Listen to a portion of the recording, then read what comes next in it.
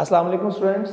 आज का हमारा टॉपिक है सेकेंड ईयर बायोलॉजी के अंदर चैप्टर 22 है जिसका नाम है वेरिएशन एंड जेनेटिक्स। और टॉपिक हमारा आज का है मल्टीपल अलील्स। ठीक है, टॉपिक हमारा है मल्टीपल अलील्स। मल्टीपल अलील्स जो हैं इसके अंदर ये आपका शॉर्ट क्वेश्चन है और फिर इसके बाद जो है नेक्स्ट आपका लॉन्ग क्वेश्चन है। तो पहले बात करते हैं व्हाट आर मल्टीपल अलील्स। तो हमें इस बात का आइडिया है कि जो हम पढ़ रहे हैं चैप्टर में शुरू से लेके अब तक कि जो जीन होते हैं उसकी दो ही अल्टरनेटिव फॉर्म थी जो हम पढ़ रहे थे, जैसे कैपिटल आर स्मॉल आर, ठीक है, कैपिटल वाई फिर कैपिटल वाई या स्मॉल वाई, इस तरह ना। या जो हमने डबल टू चैप्टर पे फर्स्ट क्रोमोसोम ड्रॉ किया था, जो आपके टेक्स्ट बुक के अंदर पहले पेज पे क्रोमोसोम ड्रॉ किया है, उसके अंदर भी आपको दिख रहा है कि दो ही शक्लें थीं, अलील की दो ही शक्लें थीं। ठीक है ना। तो मैंने पहले कहा था कि एक अलील की फॉर्म जो है वो आती है फादर से, एक आती है मदर से। लेकिन याद रख लें कि अब हम यहाँ से पढ़ेंगे कि अलील जो होती हैं वो दो से ज़्यादा भी हो सकती हैं। तो मैंने यहाँ लिखा है जीन म्यूटेशन जो है, ये म्यूटेशन की वजह से ऐसा होता है कि अलील जो है वो उनके वेरिएंट बढ़ जाते हैं। जीन म्यूटेशन जो है वो म्यूटेशन की वजह से प्रोड्यूस हो जाती हैं मैनी डिफरेंट अलील्स। और हमारी बॉडी में ऐसे भी जीन है जिनकी 300 अलील्स हैं। ठीक है ना, आप तो देख रहे हैं ना, आप तो देख रहे हैं 2 अलील्स, लेकिन 300 तक भी अलील्स होती हैं। और ये सारी all such Altered form of a gene, एक जीन की सारी जो चेंज जो वेरिएंट है उनके, जिनका नंबर 2 से बढ़ जाए उसे हम कहते हैं मल्टीपल अलील्स। ठीक है, जैसे आर जो है वो 2 ही होती हैं तो वो मल्टीपल नहीं कहलाएंगी। इस तरह कलर के लिए सीड कलर जो है वो येलो ग्रीन था, उसके लिए भी ऐसा नहीं होता। ठीक है बच्चों, तो उस केस के अंदर भी ऐसा नहीं होता। तो ना कलर के केस में मल्टीपल अलील्स हैं, ना सीड शेप के केस में मल्टीपल अलील्स हैं, लेकिन जो हमारे पास ब्लड ग्रुप सिस्टम होता है उसके अंदर मल्टीपल अलील्स होती हैं। बहरहाल ये आपकी डेफिनेशन है कि व्हाट आर मल्टीपल अलील्स। तो म्यूटेशन की वजह से 2 से ज़्यादा भी अलील्स हो सकती हैं। और मैंने कहा कुछ जीन्स के अंदर 300 अलील्स भी हमारे अंदर हैं। तो ये सारी जो अलील्स की शक्लें हैं, वेरिएंट हैं, जो 2 से बढ़ जाएं तब वर्ड यूज करते हैं मल्टीपल अलील्स का। इस डेफिनेशन को आप जहन में रखें, इस कॉन्सेप्ट को जहन में रखें आप। जब हम आगे पढ़ेंगे एबीओ के बारे में तो चीज़ें आपको और भी वाज़ेह होती जाएंगी। चलें नेक्स्ट हम मूव करेंगे। तो ये हमारे पास एग्जाम्पल है मल्टीपल अलील्स के अंदर एबीओ ब्लड ग्रुप सिस्टम की एग्जाम्पल हम जो है वो डील करेंगे। सबसे फर्स्ट जो एबीओ सिस्टम है वाज डिस्कवर्ड बाय लैंडस्टेनर इन 1901। ये आपका मल्टीपल चॉइस याद रखिएगा। तो लैंडस्टेनर ने इस पे काम किया था 1901 में, और फिर बर्नस्टेन ने एक्सप्लेन किया था जेनेटिक बेसिस ऑफ एबीओ इन 1925। तो ऑलमोस्ट 24 इयर्स के बाद उसने जेनेटिक बेसिस उसकी जीनोटाइप बताई थी। ठीक है, ये जो ब्लड ग्रुप है आपका जिस पे काम किया था लैंडस्टेनर ने और बर्नस्टेन ने, इस ब्लड ग्रुप सिस्टम जो है इसको एनकोड करता है सिंगल जीन जिसका नाम रखा है हमने आई जीन। तभी आप पढ़ते थे आई ए, ठीक है, आई बी वो वाला। तो वो आई जीन है जो डील करती है ब्लड ग्रुप को। तो हम सब के अंदर, सारे ह्यूमंस के अंदर जो blood group A B O होता है या ए बी होता है, उसके पीछे जीन कौन सा इन्वॉल्व बोला, वो जीन इन्वॉल्व है आई जीन, जो हमारे 23 क्रोमोसोम जो पेयर्स होते हैं उनमें से 9 क्रोमोसोम पे होता है। ये आपने याद रखना है कि जो ब्लड ग्रुप वाला जीन है, आई वाला जीन, वो होता है क्रोमोसोम नंबर 9 पे होता है। ठीक है बच्चों। अच्छा, इसके बाद हमारे पास मैंने यहां लिखा है 4 फिनोटाइप्स होती हैं और 6 जीनोटाइप्स होती हैं। पहले ये समझ लें, आप जानते हैं कि 4 तरह के ब्लड ग्रुप हम बोला करते हैं कि ए ब्लड ग्रुप है, बी ब्लड ग्रुप है, ए बी ब्लड ग्रुप है और ओ ब्लड ग्रुप है। तो 4 ब्लड ग्रुप्स होते हैं। और मैंने बताया था आपको कि किसी भी खसूसियत की जो फिजिकल अपीयरेंस है उसका नाम है फिनोटाइप। तो we have 4 phenotypes regarding ABO blood group system. A blood group, B blood group, जैसे लिखा है मैंने इधर, A blood group, B blood group, A B blood group, O blood group. पांचवा ब्लड ग्रुप नहीं है, 4 होते हैं ब्लड ग्रुप, इन्हें हम कहते हैं कि 4 फिनोटाइप्स हैं। आगे में लिखा है 6 जीनोटाइप्स, ये जब हम आगे पढ़ेंगे तो आपको आइडिया हो जाएगा 6 जीनोटाइप से क्या मुराद है। तो क्या सीखा है जी कि जो ABO सिस्टम है discovered by Landsteiner in 1901, then the Bernstein explained genetic basis of ABO in 1925। और फिर मैंने बताया कि जो ब्लड ग्रुप है सारे ह्यूमंस के अंदर वो डिटरमिन होता है बाय सिंगल जीन जिसका नाम रखा है हमने आई gene on the chromosome number 9, मैंने आपको बता दिया ये। और इसके अंदर 4 फिनोटाइप्स हैं और 6 जीनोटाइप है, ये भी बात आपको आगे समझ में आ जाएगी। तो एक मल्टीपल एलील्स का कॉन्सेप्ट और दूसरा ये जो 6 जीनोटाइप है, ये दोनों बातें आपको मैं समझाता हूँ आगे। तो नेक्स्ट पार्ट पे आते हैं। तो अगर हम नेक्स्ट पार्ट की तरफ मूव करें, ब्लड ग्रुप की तरफ मूव करें, तो पहले मैंने ऊपर लिखा हुआ है blood group A, blood group B, blood group AB और ब्लड ग्रुप O। मैं O नहीं लिख सका इधर, ये ब्लड ग्रुप O है, ठीक है जी। तो ब्लड ग्रुप A है, ब्लड ग्रुप B है, ब्लड ग्रुप AB और ब्लड ग्रुप O, ठीक है। तो पहले बात करते हैं ब्लड ग्रुप A की बात पहले हम करेंगे, ठीक है।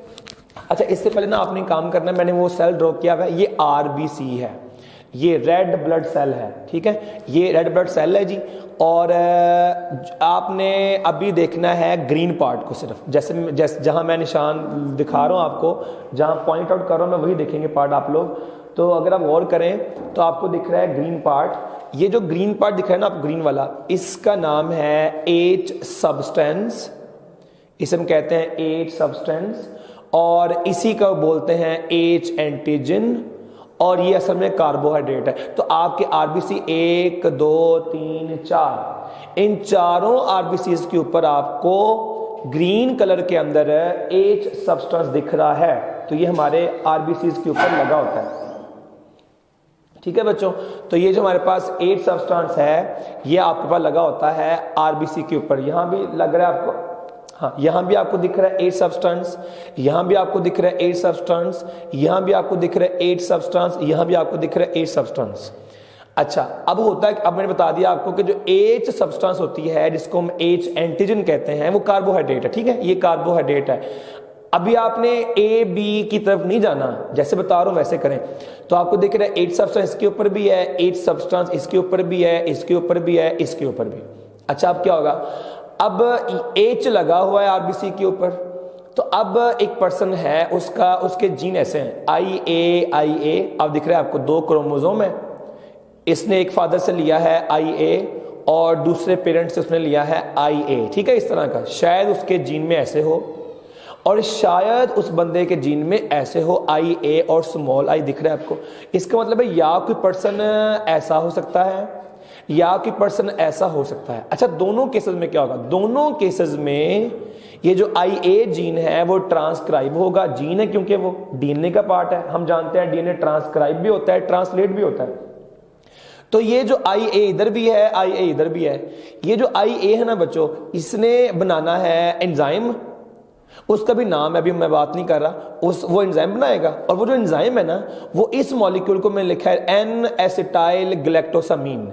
ये जो एंजाइम IA जीन ने बनाया ना, इस एंजाइम ने इस मॉलिक्यूल को, जिसको मैं ब्लैक ये डॉट सा लगा रहा हूं, इससे शो कर रहा हूं मैं, N एसिटाइल को इस एंजाइम ने लगा देना है H के ऊपर। वो देखें जी लग गया, N एसिटाइल ग्लैक्टोसामीन जो है वो उसके ऊपर लग गया। जब H सब्सटेंस सब्ज वाला, जब H सब्सटेंस के ऊपर ये मॉलिक्यूल N एसिटाइल ग्लैक्टोसामीन लग जाएगा तो इस पूरे का नाम बन गया अब A एंटीजन, इसको हम कहते हैं A एंटीजन, ठीक है बच्चों। तो क्वेश्चन है कि A एंटीजन कब बोलेंगे, H को नहीं बोलते। H सब्सटेंस जो H एंटीजन है ग्रीन वाली, जब इस ग्रीन के ऊपर ये मॉलिक्यूल लगना है N एसिटाइल वाला, जब ये मॉलिक्यूल इस H के ऊपर लगेगा, उसे कौन लगाएगा, IA से आएगा, IA के ट्रांसलेट होने से एंजाइम आएगा, वो लगाएगा इसके ऊपर। फिर आप कहते हैं कि ये एंटीजन A है और ये ब्लड ग्रुप A है, ठीक है जी, ये आपका पहला पॉइंट है। अच्छा, दूसरे केस में आ जाएं आप, ब्लड ग्रुप B। तो अगर कोई पर्सन, उसके जीन्स में ऐसे लिखा, ऐसे जीन्स हैं IB ऐसा या ऐसा, इन दोनों केसेस में फिर एंजाइम प्रोड्यूस होगा। वो जो एंजाइम है इस बार गलैक्टोज नाम है उसका, उसको मैंने ऐसे शो किया हुआ है। तो ये एंजाइम जो है गलैक्टोज को लगा देगा उस H के ऊपर, वही जो ग्रीन में H है, मैंने बार बार तो नहीं लिखा, मैंने इधर एक ही बार लिखा है। तो ग्रीन कलर में जो H सब्सटेंस है उसके ऊपर लगा देगा गलैक्टोज को। अब ये बी एंटीजन है, इसका मतलब है ए एंटीजन के लिए लगता है उसके ऊपर एन एस्टाइल ग्लैक्टोसामीन और बी ब्लड ग्रुप के लिए लगता है ग्लैक्टोज। अच्छा अब आगे आता है ए बी ब्लड ग्रुप। तो अगर क्रोमोसोम के ऊपर जो है कैप आई ए है, और जैसे मैंने लास्ट में लिखा था कोडोमिनेंस के अंदर अगर आई ए है और आई बी है, तो इस केस में क्या होगा, इस केस के अंदर वो आपको दिख रहा है कि ए सब्सटेंस भी लग गई है उसके ऊपर और बी भी लग गई है। तो दोनों सब्सटेंस जो है उसके ऊपर लग गई हैं। तो ये जो ए भी है बी भी है। ए जानते हैं आप, ए वर्ग के अंदर एन एस्टाइल है, ये जो गोल सा मैंने बनाया हुआ है ये एन एस्टाइल को शो कर रहा है, और जो डब्बा सा बनाया मैंने ये शो कर रहा है ग्लैक्टोज को। तो ये दोनों है, तो ये ए बी पर्सन है। अच्छा अगर ब्लड ग्रुप ओ है किसी का, अगर ब्लड ग्रुप यहां पर ओ है यानी कि दोनों स्मॉल आई है, तो इस केस में क्या होगा, तो ये ब्लड ग्रुप ओ है हमारे पास। तो अगर ब्लड ग्रुप ओ है तो ओ के केस में दोनों ही उसके पास जो है वो स्मॉल आई होंगे। ले जी, तो आपको आइडिया हो गया कि ब्लड ग्रुप ए बी के लिए ये जीनोटाइप होगी। तो ए भी अपना काम शो कर देगा, बी भी अपना काम शो कर देगा। ए वाला बनाएगा एंजाइम जो एन एस्टाइल को लगा देगा उसके ऊपर, बी बनाएगा अपने एंजाइम को जो ग्लैक्टोज को लगा देगा। तो ये पर्सन ए बी हो गया। ओ के केस में आ जाए, दोनों स्मॉल आई हैं इस केस में, इसमें कोई एंजाइम नहीं बनता। जब एंजाइम नहीं बनेगा तो एच के ऊपर मॉलिक्यूल कोई लग नहीं रहा, तो ये ब्लड ग्रुप ओ है। ठीक है जी, इसका मतलब एच एंटीजन तो लगा हुआ है उसके ऊपर, एच सब्सटेंस तो है, उसके ऊपर लगना नहीं है, एंजाइम तो बना ही नहीं। तो एंजाइम इधर भी बना है, एंजाइम इधर भी बना है, और एंजाइम दोनों इधर भी बने हैं, इधर भी दोनों एंजाइम बने हैं। तो इधर जो एंजाइम बने उन दोनों ने ए और बी को वहां बना दिया इस तरह।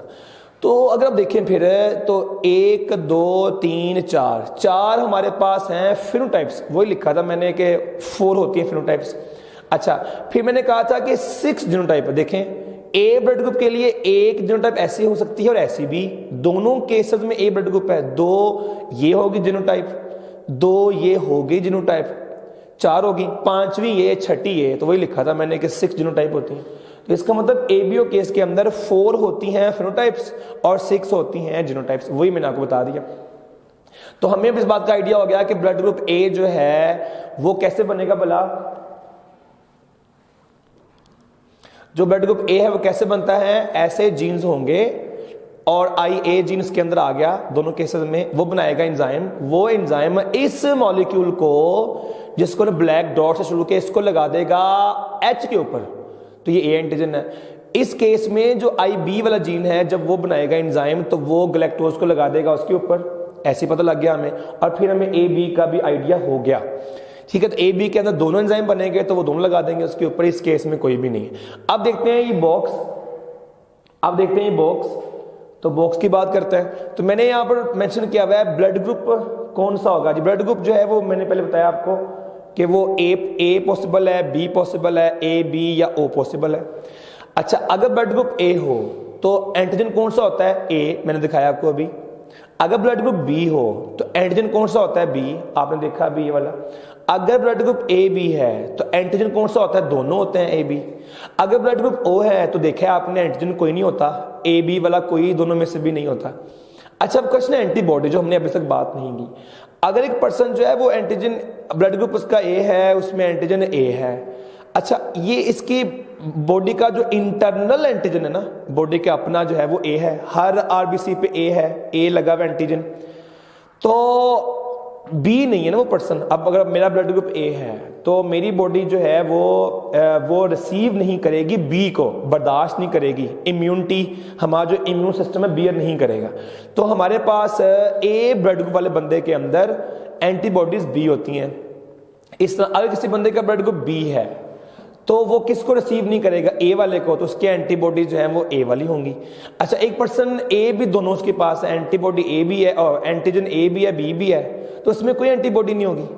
अगर पर्सन ओ है उसमें तो कोई एंटीजन नहीं है, ना ए है ना बी है, तो ये दोनों को रिसीव नहीं करेगा, तो इसके अंदर बोथ एंटीबॉडी ए और एंटीबॉडी बी होंगी। ठीक है, ये बात याद रख लें। और याद रखिएगा कि ए बी ओ जो एंटीबॉडीज होती हैं वो जो है हमारे पास वो होती नेचुरली बन जाती हैं, ये आपने याद रखना है, स्टिमुलस के बगैर ही नेचुरल बन जाती हैं जो एंटीबॉडीज होती हैं हमारी। ठीक है जी, तो ये हमारा आज का टॉपिक था मल्टीपल एलील्स का। तो अगर आप गौर करें तो ओवरऑल ब्लड ग्रुप के केस के अंदर ओवरऑल कितनी एलील्स वर्क कर रही हैं? 3 वर्क कर रही है ना, आई ए वर्क कर रही है, आई बी वर्क कर रही है और स्मॉल आई वर्क कर रही है। हालांकि पिछले केस में सीड शेप के केस के अंदर कैपिटल आर था और एक स्मॉल आर था, उसमें 2 ही काम करी थी, यहां पर 3 काम कर रही हैं। एक आपको दिख रहा है आई ए वाली, एक आपको दिख रहा है आई बी वाली, एक आपको दिख रहा है स्मॉल आई वाली, तो इसमें 3 वर्क करनी है। ठीक है जी, होप सो आपको काफी हेल्प मिली होगी इस टॉपिक से। Wish you all the best. Allah Hafiz.